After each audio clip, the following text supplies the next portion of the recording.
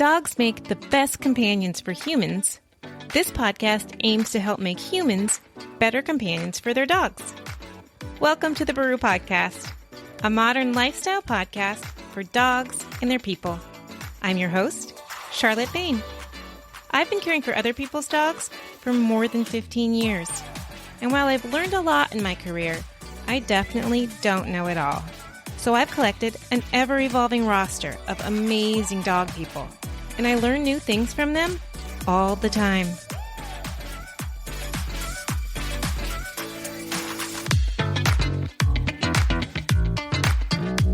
Hi, you guys. Thank you so much for joining me for another episode of the Baru Podcast. In today's episode, I chat with Alexandra Schiffer, the president and founder of the animal rescue I Stand With My Pack here in Los Angeles. We chat about the animal shelter crisis that is happening in Los Angeles right now. With a record number of dogs, upwards of 3 times the normal rate of dogs being relinquished, abandoned, and even dumped, the shelters are at capacity and they're not taking on any more dogs. Some shelters are housing upwards of 5 dogs in kennels that are made for 1 dog, and sadly, the euthanasia rate is quickly rising, simply because they do not have the space or the resources to care for these dogs. We chat about some of the reasons behind this crisis and what really needs to change. So let's just jump into the chat.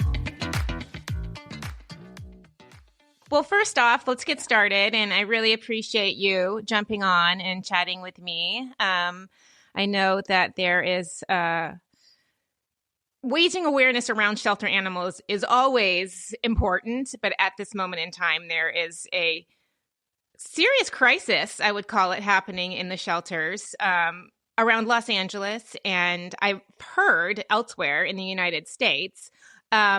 Before we get started in talking about that, I would love to talk a little bit about you and all the great work you do with I Stand With My Pack and how you were inspired to start your journey working in animal welfare. Do you want to jump in and introduce yourself and maybe talk a little bit about you? Yeah. Absolutely. So I'm Alex Schiffer, and I'm founder, president of I Stand With My Pack organization. Founded the organization 8 years ago, but I started an animal welfare movement much prior to 8 years when I started the organization. The journey started, I would say, when I was very little. Mm-hmm. I was pretty drawn to animals. I would speak with animals. I would just have a special relationship with them since I was a very, very little kid. And thanks to my mom, who was very welcoming of me bringing street cats and all kinds of different animals into the home, I developed this relationship of a rescuer and animals since I was pretty much very little. I just want to help them. I think it's a big, for me, always, I wanted to give protection and some kind of help to those that were not able to help themselves, right. Whether those are humans or they're animals. I just didn't make much difference there. So and that was inside of me. Mm-hmm. And I just knew that at some point that's going to be my life call, is to continue to help in any way I can. And I founded the organization, and I Stand With My Pack because I wanted to join forces with other rescues, find a solution for this huge problem that we have, and ultimately create a better space for both humans and animals. Right. So that's in short on my passion and how I started. And 8 years later, I've been helping animals every single day. Mm-hmm. So there's no time off, so there's no. I'm all in it. I breathe with the community. I know a lot of people from the community, and yes, it's hard, but it's also super rewarding because I think the community of people that love animal and want to help animals and want to help them as well as humans are kind people and good crowd to have around. Absolutely. And I think that together we will make the change. It's not going to be easy, and it definitely not going to happen overnight. Right. But I think that by raising awareness, making connections, joining our forces, we'll get there as long as it takes. Right. Right. It can be incredibly rewarding and also incredibly difficult and emotionally taxing, I can assume, to work with, to work and see a lot of the suffering that happens. And I'm just going to ask, I've asked this of a few other rescues, and I just want, how do you take care of yourself during those hard times? If you don't mind me asking. Because it's important. If we don't take care of ourselves when we're taking care of so many other things, humans and animals. I have to say that I'm guilty not taking care of myself properly. Yeah. Yes, I just, there's so much going on. There's so much on my back. I feel, I have to, it's not even anymore a choice that I have. Right. It's just like, I must do this because we're in a very difficult situation. We're in a crisis, and it's really not just about me. So I do not recommend that people don't take care of themselves. It's super important. And I'm very glad that you brought it up.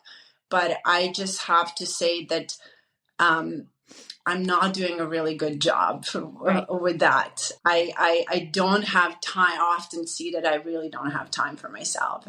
And what used to be some little life pleasures, such as to even go for a lunch with a friend and just have a normal human conversation about how you're doing and what's going on.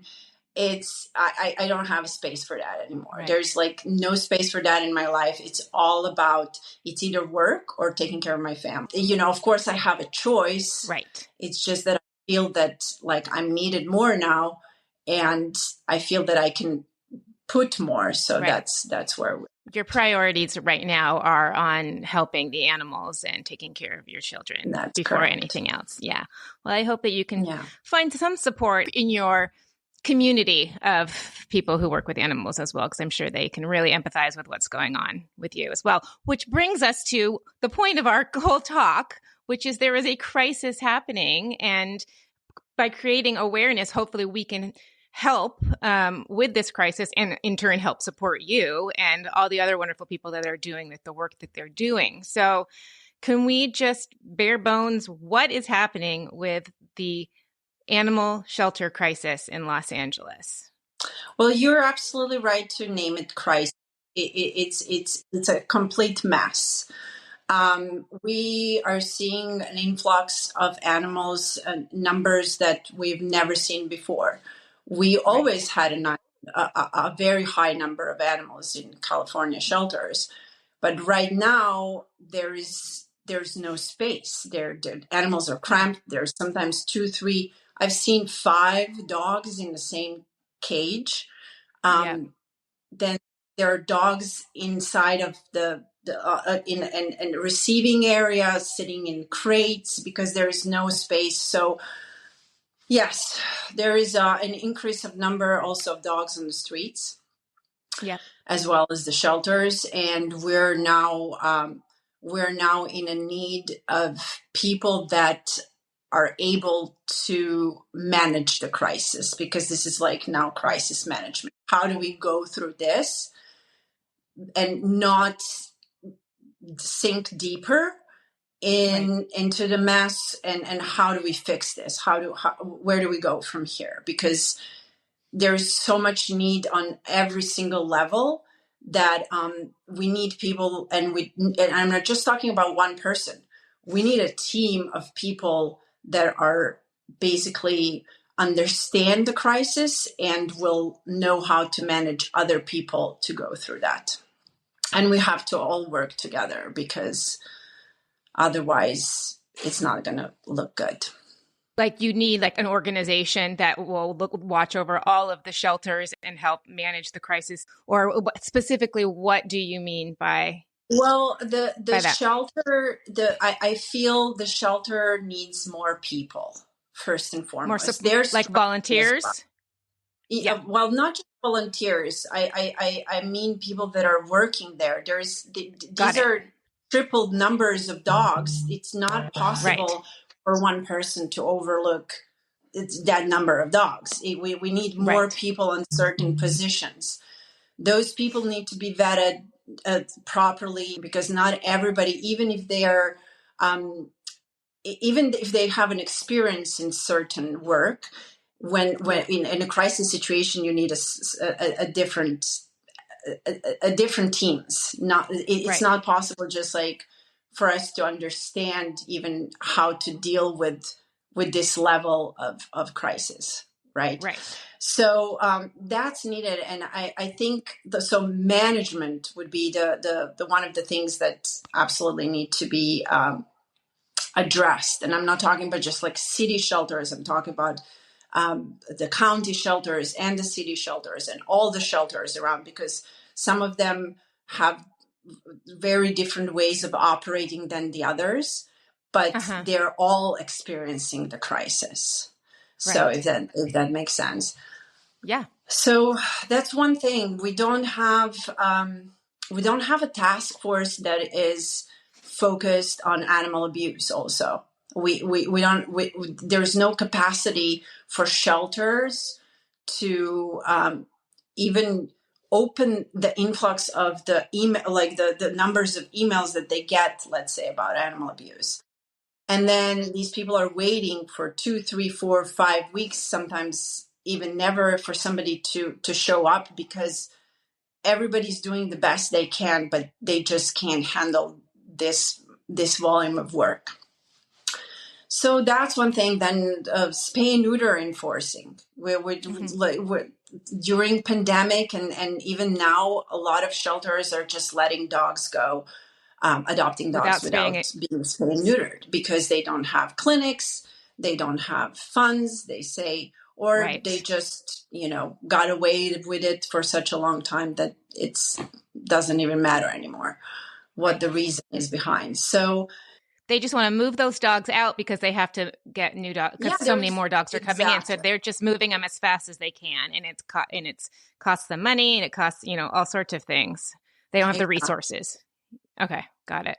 Yeah. So, and then why are we in this mess? There's so many different elements. Why are we in this mess? So first, I would say I've never personally seen so many pleas from people that are losing their homes. They're getting evicted. They're losing their jobs. Their situation, financial situation, is disastrous. So there's that element of poverty, really, which brought on certain people that would take care of their dogs. They're no longer capable of doing that. They don't have the resources, or they have to move into an apartment maybe that doesn't take dogs because they were forced out of their other place to live. Yeah. California, the laws are such that are discriminating certain breeds, because they're and we know that those dogs, those breeds, are basically the most of the population of the shelter population, which are huskies, German shepherds, pit bull mixes, and so and it's such a large number of those animals, and those animals have nowhere to go due to those laws that are not accepting them. I mean, it's very hard also for people to even find an apartment these days that will allow any dog, because I see small dogs being returned to the shelter because of the landlord situation. So I've been seeing way more small dogs in what's coming up on my feed, and in addition to all of the huskies and the pit bull mixes that I'm seeing, and the shepherds.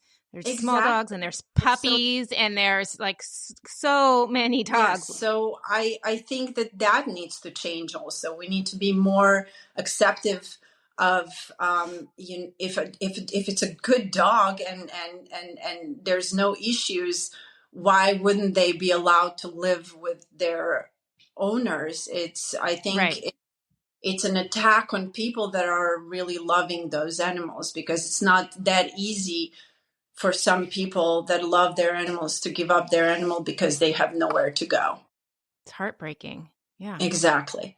So that's another thing. Then prices being so high. I mean, even people that do have their home are not in a super bad place, they cannot afford thousands of dollars for their dog's medical care. It's absolutely mind-blowing that this is happening.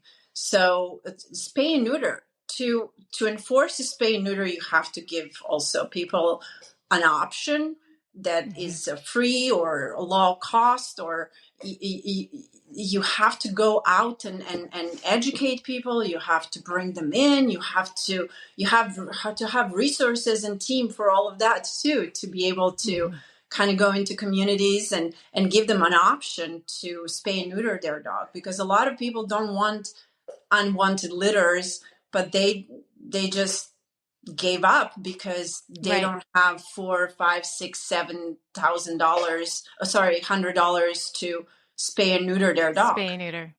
Yeah.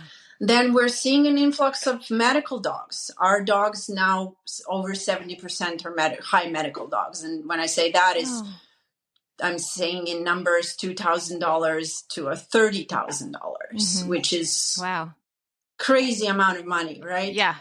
So how can these people, they don't have options. Everything is also privatized. Now little hospitals are becoming also a part of a bigger chain. There's no option. There's no really option for people that cannot afford to pay such a high prices. Right. So that's also, I would say, a big deal. Then there's not enough of help. I don't think that there's not enough of education. And even though we're living in a time where everybody can get information, it's maybe easy for me, or it's easy for somebody else, but it's not easy for everybody.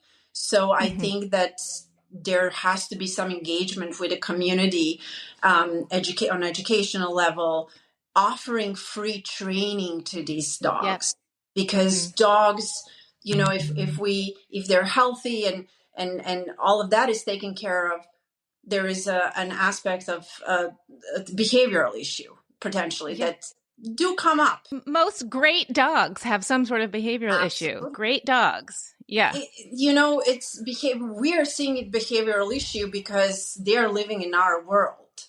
But that is how the dogs 100%. Behave. So, teaching them how to live in our world is a big deal. And that's how we would help the community to keep their dogs as well. Because the behavioral part is the training is so important, and mental health of dogs and teaching people how to take care of their dogs is a big reason why so many dogs are also getting returned. People don't know who to turn to. And then when they ask for training, also costs a lot of money. It does. And time and effort and exactly.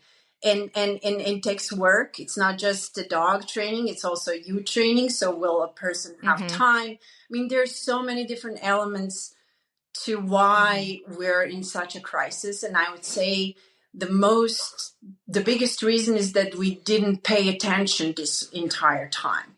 We were having so many missteps and holes that we didn't fill, and then pandemic happened, and then it brought a lot of changes within the animal welfare. Yes, there is this element here where people were not able to see the dogs. They were not able to interact with dogs, and it was much harder for them to adopt a dog. It would always go by appointment, whether before people would just come in and whenever they have a chance, right? Then I think that the staff also shortened. I think that there were not enough of people in the shelters. It looked like to me during the pandemic. And then there was this element where people were frantically adopting dogs, which was Yeah. coming sometimes from like a place, emotional place. And I do understand because dogs did help a lot of people go Sure. through pandemic. Yeah, 100%. But I don't understand this not planning in advance. So a lot of people that adopted dogs after things sort of came back to normal, they were caught off the guard. They did not know Right. what to do. They didn't have any plan. Some of these dogs have behavioral issues that they could not address. They did, they made these decisions based not coming from a good space, because when you're adopting a dog, Right. you're looking for a companion for many, many years, and you want to invest to research about the breed, the research, if you need a trainer, to have all this vet set up, everything set up so it can you can Right. bring that dog or any pet into your family, into your home. But I don't think people thought too much, and a lot of these Right. dogs were returned because people were not thinking what later. So Right. that is one of the reasons. Another reason is I've noticed a lot of people not being patient and waiting for the breed and dog that they want to adopt, and that resulted into them turning to backyard breeders, which resulted in producing in more demand for certain breeds, more backyard breeding, more Got it. dogs, and then more sick dogs, because a lot of these dogs that we rescue, such as bully breeds, Frenchies, and other bulldogs, they have Yeah. some genetic dispositions that are carried on within their offsprings, and these people, backyard breeders, they don't care about the temperament, they don't care about these genetic dispositions, they care about money. So they would produce offsprings that are sick immediately, and those offsprings Right. would all end Right. up at the shelters as well, also sick. There is an increase of parvo dogs that we've noticed. That's also due somewhat to blame for the same situation with backyard breeders, because no vaccinations, not taking care of these puppies properly, and then they get sick, and other dogs get sick, and then we have a crisis again. So pandemic definitely brought a change, and certainly we're feeling it now. So whether that's because dogs being abandoned because no plan, or a huge number of backyard breeders, and just morale is down too. Have you noticed the number of backyard breeders growing with the demand for certain kinds of dogs, because they see the financial aspect, they see the financial gain that can happen? Yeah, we've seen that over the years always. Okay. That's why there's so many Huskies, because in 10 years ago, Husky was a very popular breed. I've seen a lot of 10 years ago, I couldn't find a Cane Corso at the shelter. It was kind of rare. Now, Cane Corsos are sadly a common resident. I've been seeing a lot of them at the shelters. Yeah. Yes. And French bulldogs are everywhere.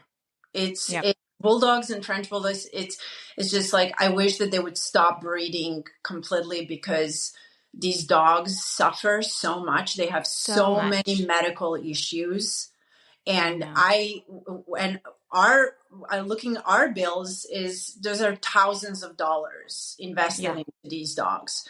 So anybody who is prepared to have a French bulldog should really be prepared that that dog might cost $60,000 during the lifetime, and it's very possible. So it's being, it's one thing. Oh, look at the cute little doggy, but taking care of that dog is a whole another thing. So yes, there is definitely an increase in certain breeds. Bullies are everywhere in shelter. A few years ago, bullies would only be able to be found with breeders, but now they're everywhere. We rescued like 20 of them they were seized from a breeder. 97 of them were together at the shelter. So there's a lot. 97? Oh my yes, gosh. 97. Wow. Yeah. Wow. So what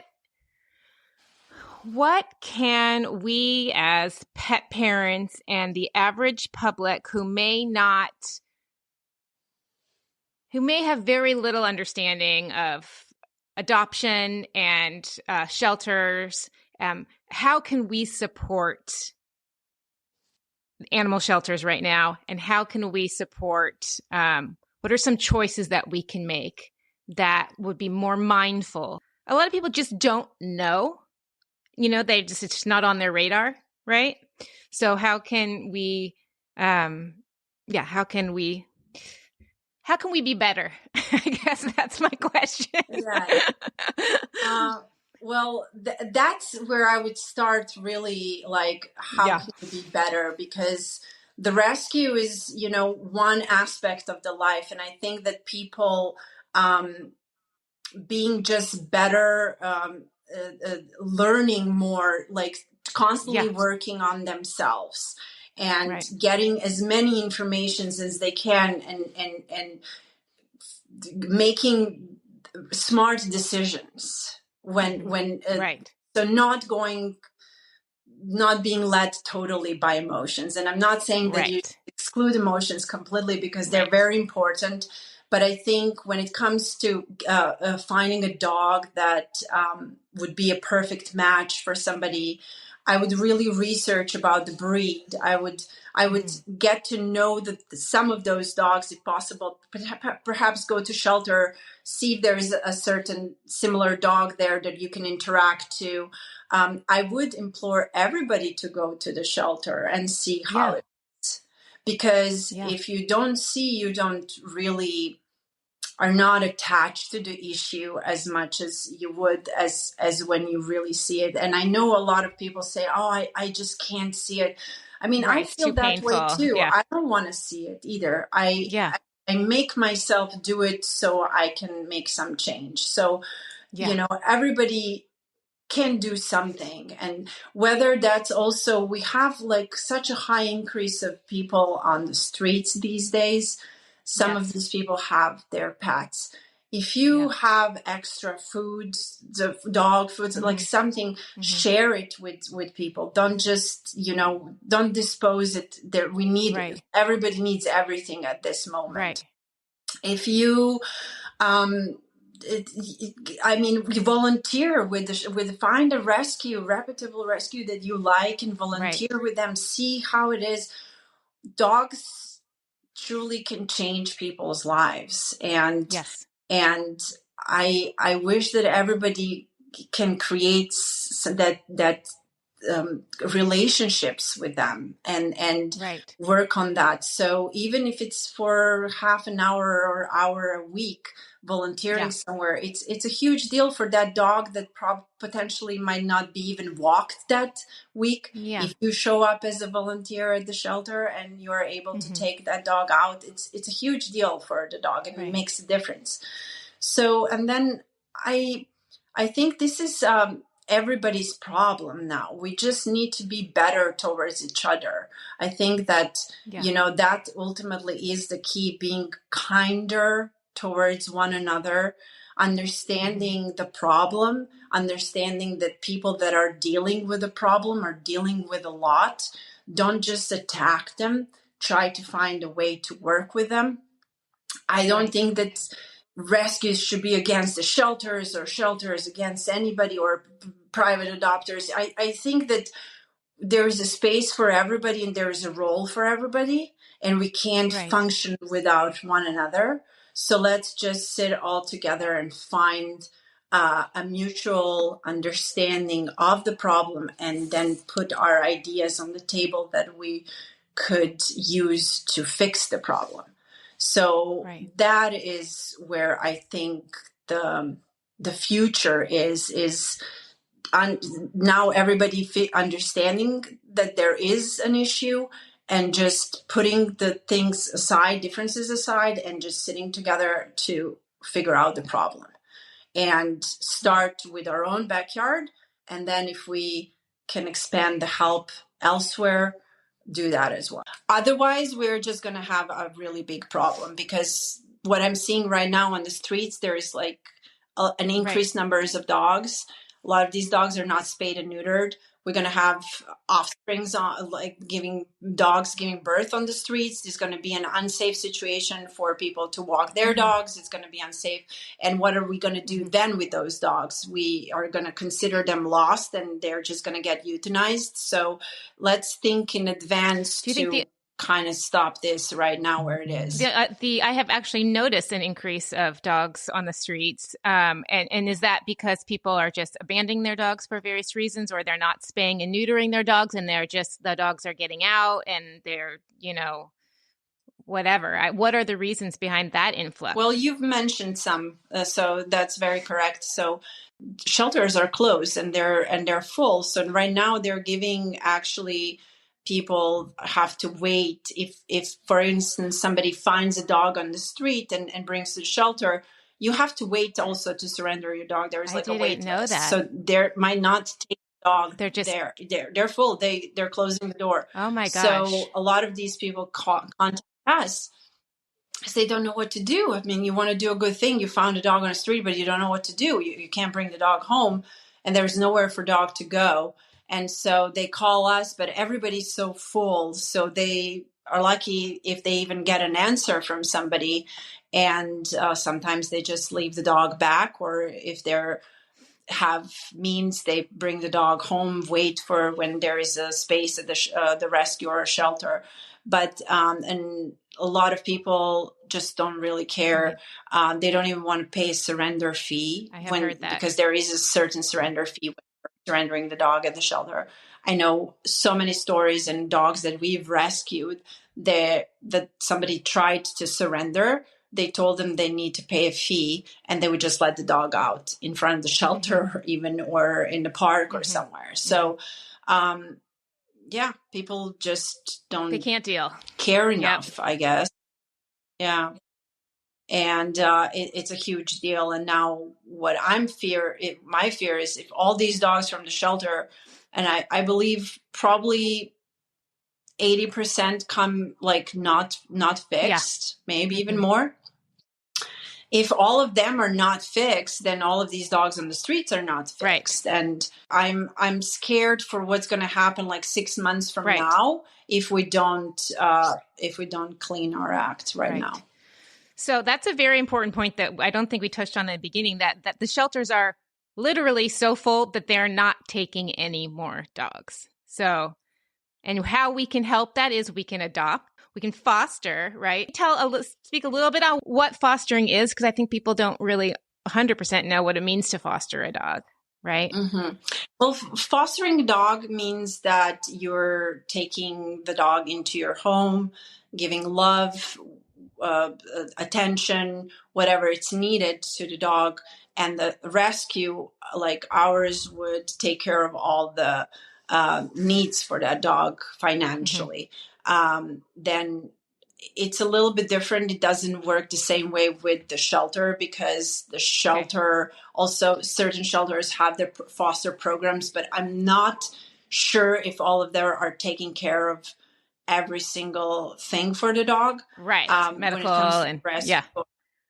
Yeah, I know that we do, and we would give all the supplies and take care of medically and all of that. And then we do, for instance, we do require our fosters working with our trainer, giving us information about the dog, being able to, in emergency situations, transport the dog. That's very important, because sometimes the foster is 3 hours away from me, and until I get to the dog, it can be a problem. So just being flexible. So it means giving a home to a homeless dog while the dog is searching for their forever family. Fostering is extremely important, because even we don't have a facility, but even if we did have a facility, I would always have a foster program, because it really gives a dog and any pet a sense of home and that real life that potentially they've never had before. So we have an opportunity to ease them into that, because like a dog that it's all life lived in backyard does not know boundaries, might not be housebroken or whatever. So we're dealing with all those things and setting the dog up for success for the future family. Now, people that are adopting from the shelter need to be aware that shelter dogs most likely will, any dog most likely will, we talked earlier, have certain issues that we need to work on. So they need to be prepared. So, so just to keep in mind that it's not just because it's a shelter dogs, but just people to have a plan is very important. Mm-hmm. Is there anything that you want to leave pet parents with? Any ways that they can help? It's a very interesting thing. I talked to one of our behavioralists the other day, and she says there's so many beautiful informations these days out there. There are, seminars and all these beautiful things that are about mental health of your dog and how to communicate with your dog. So I think, love that. If you have a good relationship, you can even learn more or make it even better. If you don't have a good relationship, then try to have a good relationship, because I know that's possible. If they're interested to help more, please come volunteer. Find a local shelter, find a local rescue. Try to help. An hour, it's a huge deal for a dog to have somebody for an hour. So put your time. If you can support the rescues, support them financially through this really difficult time. It's very important that we do have means to give these dogs best lives, because what's the point of rescuing them if we cannot give them the best that they deserve? So support and love on your dogs, love on your pet. They're magical. Thank you so much. Thank you for having me.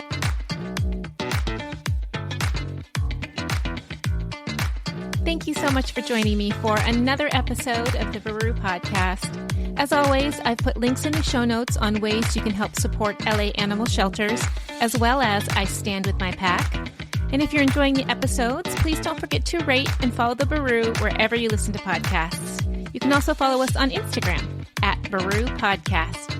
And if you have a story of canine companionship that you'd like to share with me, or a question or a comment, please, I would love to hear from you. You can email me, Charlotte, @thebaru.com.